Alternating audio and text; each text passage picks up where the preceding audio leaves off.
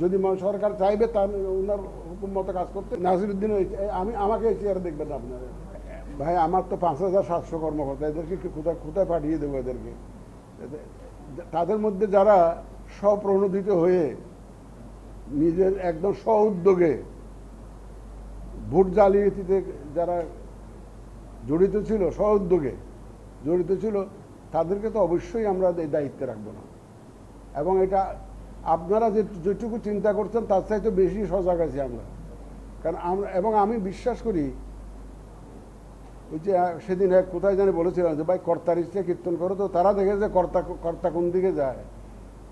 আমাদের অফিসাররা জানে যে এখনকার যে নির্বাচন কমিশন তারা কোনো পক্ষপাতিত্ব করছে না, তারা আইন অনুযায়ী প্রফেশনালি নিউট্রালি কাজ করতে চায়।